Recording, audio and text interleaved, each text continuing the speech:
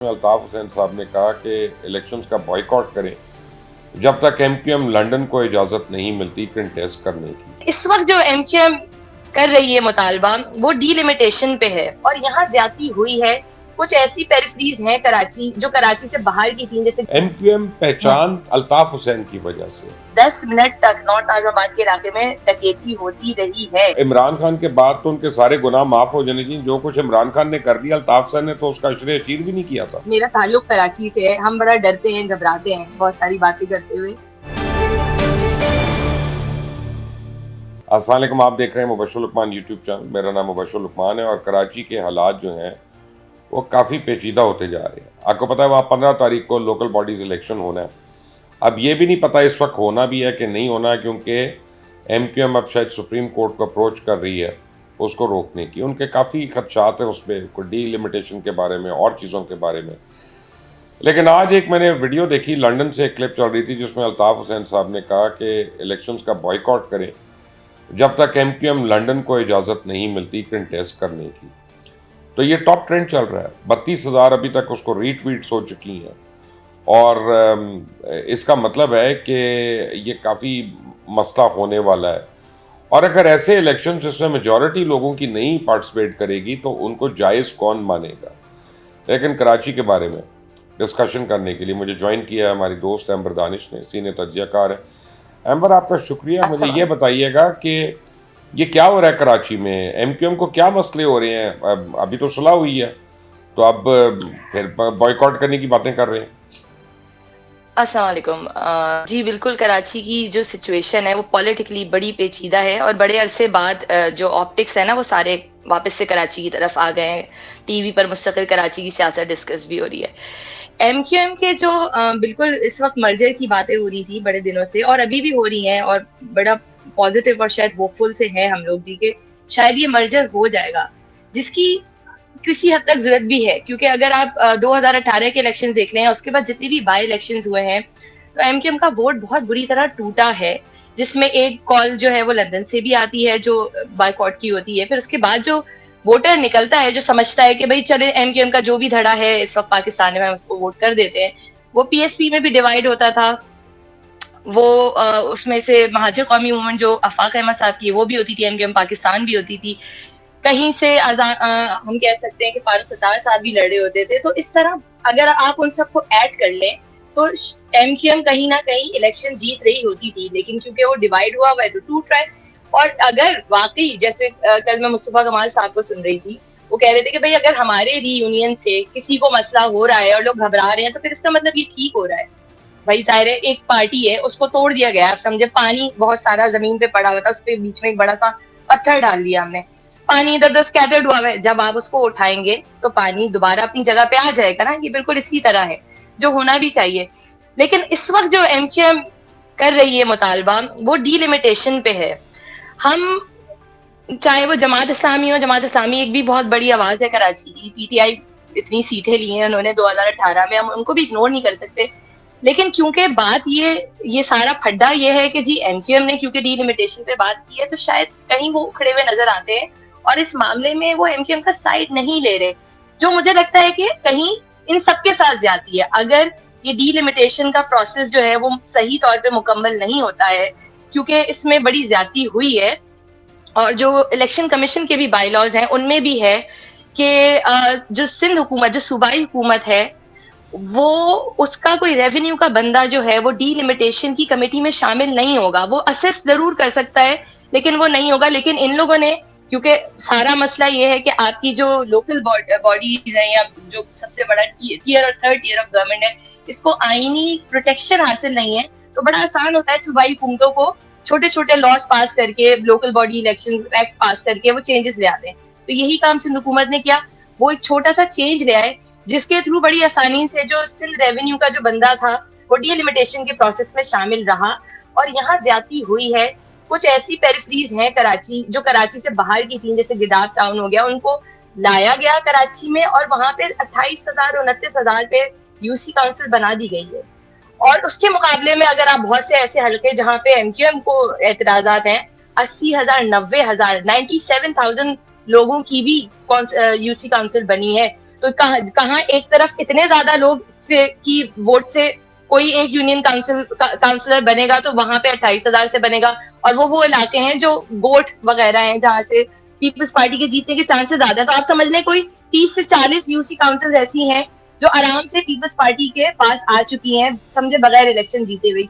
तो वो इसलिए कह रहे हैं कि एक प्री पोल्ड रिगिंग हो रही है जिसके खिलाफ बात करनी जरूरी है। अब क्यों देर से बात की, क्यों उनको देर से याद आया, ऐसा नहीं है। मैंने देखा बहुत उन्होंने अपील्स की हुई थी और बहुत अरसे से बात कर रहे थे। हाँ, अग्रेसिव नहीं हुए यहाँ पे, शायद हम इसलिए ज़ाहिर पीडीएम से कोalition भी बनी हुई है, कहीं उनको लगा कि शायद हो जाएगा, कोर्ट से उनको उम्मीदें थी हो जाएगा, लेकिन बार बार उनकी अपील तो मुस्तरद हुई है, जो गलत तो हुआ है। और अगर अभी भी ये मसला फिक्स हो जाता है तो इसमें फायदा सबका है, इसमें जमात इस्लामी का भी तो आज फायदा है, सियासी रिश्वत तो शुरू हो जाएगी ना एम्बर, अपना अब थोड़ी देर के बाद अनाउंस हो जाएगा कि जी कराची के सार्फिन के लिए बिजली जो है 7.25 या 7.5 रुपए पर यूनिट कम की जा रही है। यही सियासी रिश्वत है ना, यही मैन्यूवरिंग है ना। अच्छा, मैं आपको बताऊं, कराची वाले जो है ना वो ये वाली मैन्यूवरिंग में आते नहीं है। उनके ना दूसरे मसले, उनको आप उनसे वादा करें आप उनके घर में पानी आएगा, हमारे घरों में पानी नहीं होता है। हमारे रोज के मसले, कल भी मेरी आपसे बात हो रही थी, मैंने आपसे यही कहा था ना कि हमारे तो मसले अलग हैं। हमसे आप वादा करें कि आप स्ट्रीट क्राइम्स को खत्म करेंगे, जब हम अपने घर से बाहर निकलेंगे तो हमें खौफ नहीं होगा, जब हम एटीएम से पैसे निकालेंगे तो हमें खौफ नहीं होगा, हम जो है चाय ढाबे के किनारे बैठ के चाय पी सकेंगे आसानी से। ये हमारे मसले हैं और इन्हीं पे हम बात कर रहे हैं, और सब बात कर रहे हैं। सिर्फ यहाँ पे मैंने एमकेएम का बहुत जिक्र किया, जमात इस्लामी के साथ अगर मैं हाफिज नईम साहब का नाम ना लूं, क्योंकि वो एक बहुत बड़ी आवाज के तौर पे उभरे हैं, और इस वक्त शहर में जितने भी मसाइल हुए हैं जिनका मैंने अभी जिक्र किया है, क्योंकि हमारे यहाँ अभी अगर आप सीपीएलसी की रिपोर्ट देखें, 350 लोग पिछले साल, मतलब रोजाना एक कत्ल हुआ है स्ट्रीट क्राइम्स के नाम पर, जो कि मजाक नहीं है। और अब तो जवान बच्चों की ऐसा लगता है जैसे सोची समझी स्कीम है कोई, के जरा सी मुजाहमत और मार दें। कल की मैं एक सीसीटीवी फुटेज देख रही थी, 10 मिनट तक नॉर्थ आजमाबाद के इलाके में डकैती होती रही है। इवन अभी चाय के शैले थे, उनमें घुस के डाकुओं ने बड़े आराम से जो है डकैती करी है, और उसके बाद वो चले गए, पुलिस नहीं आती। ये सेफ सिटी कैमरे क्यों लगे थे, ये भी तो लग गए, इसका भी तो इनॉग्रेशन हो चुका है। लेकिन तो हमारे यहाँ ये हमारे तहफुजात हैं जिनको कुछ पार्टीज हैं जो एड्रेस कर भी रही हैं। उसकी वजह मुझे समझ में आती है, उसकी वजह मुझे समझ में आती है एम्बर। एक शहर वो है जिसने 70 साल हर भूखे को खाना जरूर खिलाया रात को, और किसी को भूखा सोने नहीं दिया, और 5 साल से जो लोगों के पास रोजगार भी था वो भी हाथों से निकल गया, तो स्ट्रीट क्राइम कैसे नहीं बढ़ेगा? सही कह रहे हैं आप। अगर मैं कहूँ कि जी एक घर में कोई मतलब घर एक कुंबा है और उसमें एक इंसान जो है वो 60 रुपए कमाता है, 70 रुपए कमाता है, और अगर आप उसको ही इतना अनरेस्ट रखेंगे, इतना तकलीफ में रखेंगे, तो आप मुझे बताएं कि वो आदमी काम कैसे करेगा। ये मिसाल कराची पे पूरी उतरती है। कराची चलता है तो पूरा मुल्क चलता है। अगर आप कराची को खुशहाल कर देंगे तो ये मुल्क खुशहाल हो जाएगा। मतलब एक होता है ना, आपके हाथ में यार मैं तो कह रहा हूँ खुशहाल छोड़ चाबी घुमा नहीं रहे। मैं कह रहा हूँ लोगों को, हुक्मरानों को कह रहा हूँ कि आपकी मेहरबानी, आप खुशहाल ना करें, वो खुद हो जाएंगे। आप उनके हकूक तो दे दें उनको, जो उनका बेसिक हक है। खुशहाली क्या देनी इन्होंने, ये तो हक नहीं दे रहे। अच्छा, हक भी जो है ना बहुत सारे हैं, कुछ पे तो वो कहते हैं कि ये आउटडेटेड हो गए, इन पे आप बात ना करें। यार पानी यहाँ पे सबसे बड़ा पानी है, इस शहर का सेंसस का है, पानी है, स्टोरेज है। हमारी तो गिनती सही नहीं हुई। आप बताएं जी, हमें लाहौर के बराबर तकरीबन कर दिया गया है आबादी में। मुझे बड़ा गुस्सा आता है इस बात पे। बस आपको पता है कराची कितना बड़ा है। अनऑफिशियली 3 करोड़ की आबादी है यहाँ पे। ना माने 10 लोग मान चुके हैं, चीफ जस्टिस पिछले जो है वो मान चुके हैं, और आप जो है कहते हैं कि जी ऑलमोस्ट बराबर है। अगर आप 2017 के सेंसस उठा के देखें तो हमने तो उसको भी चैलेंज किया था, फिर जी उसको एक्सेप्ट कर लिया गया। और अब जो नए इलेक्शन है अगर 2023 में होते हैं तो वो इन्हीं सेंसस पे होंगे, जिसकी वजह से आधे बजट और आधा रिसोर्स हमारा वो हम उससे महरूम है। हर साल होते हैं जब भी आता है तो आधा बजट तो हमारा यहाँ कट जाता है। अब आप अगर कहें जी, मैं आपको बताऊं, मुझे लगता है कि एमक्यूएम के साथ बड़ी ज्यादती हो रही है। यानी उनको गलत टाइम पे इकट्ठे हो रहे हैं, उनको इलेक्शंस के बाद इकट्ठे होना चाहिए, क्योंकि अगर अभी वो फेल हो गए तो फिर उन बेचारों की तो कमर टूट जाएगी। ये बात मैं भी मानती हूँ कि I think it was not the right time for them to get reunited. अब जो भी है, शायद लगा कि जो भी प्लान ये लोग आपस में कर रहे हैं कि भाई इस वक्त रीयूनाइटेड होके अगर वो लोकल बॉडी इलेक्शंस में चले जाएंगे तो बेहतर होगा। मेरे हिसाब से शायद ये इसलिए बेहतर नहीं है कि आप रूठे हुए बच्चों को एक साथ बिठा रहे हैं इस वक्त। ऐसा नहीं हो अभी तो सकता कि हम टेम्पर्स उनको बड़े झटकी लगाएं और वो एकदम बड़े हाई सबके है दिल ना, साफ हो जाए आपस में। स्ट्रीट के ऊपर जो बिल्कुल वर्कर है वो एक तो गुस्से में तंजीमी है ना। ढांचा भाई पीएसपी के कारकुनान है, मुस्तफा कमाल साहब का एक अपना नजरिया था, ठीक है ना। वो जब पीएसपी लॉन्च हुई उसके बाद वो ऑफ कोर्स हमें पता है कि वो एमक्यूएम पाकिस्तान के भी खिलाफ था, एमक्यूएम लंदन के भी खिलाफ था। बहुत सारी चीजें उन्होंने कही है जिसको आके उन्होंने अभी जस्टिफाई भी किया है कि भाई कह दिया था, लेकिन अब मैं शहर के वसीतर मुफाद के लिए हम इकट्ठे हो रहे हैं। लेकिन ऐसा नहीं होगा कि लोग उस सारी बातों को भूल जाएंगे। बहुत सारे एंकर्स हैं, बहुत सारे लोग हैं जो उनके सामने उनके क्लिप्स टाइम लगाते लगेगा, रहेंगे कि उन्होंने माजा कहा था। तो टाइम अब लगेगा। ये सारी चीजों का ये प्रोसेस है ना, इसको ठीक होने में टाइम लगेगा। एक जाहिर है अगर पीएसपी के बहुत सारे कारकुनान हैं और जी फारूक सत्तार साहब के भी हैं, अगर ये सब इकट्ठे हो रहे हैं तो एक दोबारा से तंजीमी ढांचा जरूर बनेगा। ठीक मैं है ना, एक बात किस करूं, अगर आप पार्टी में बुरा से ना कितने मनाएं लोग तो एलजी पोस्ट में आएंगे, तो ये टाइम ठीक नहीं है मैं एक बात करूं, अगर आप बुरा एमजी यूनाइटेड होने का। जरूर शायद 5 दिन बाद बात हो जाती इस टॉपिक पे। जी मैं एक बात करूं, अगर आप बुरा ना मनाएं जरूर बोलिए। बल्कि तमाम लीडर्स आपके बुरा मनाएंगे मेरी बात का, एमक्यूएम पाकिस्तान वाले भी, पीएसपी वाले मेरे तो भी, कोई भी लीडर्स नहीं है, मेरा तो किसी सियासी जमात से नहीं मैं ताल्लुक जिस नहीं है। सेंस आप में कह रहा हूँ, बोले। कराची की बात कर रहा हूँ, उसकी वजह यह है कि एमक्यूएम जो है ना, वो हमें अच्छी लगे या बुरी लगे, कता नज़र उसके, अल्ताफ हुसैन हमें अच्छे लगे या ना अच्छे लगे, कता नज़र उसके, एमक्यूएम पहचान अल्ताफ हुसैन की वजह से, पतंग उन्हीं का निशान था।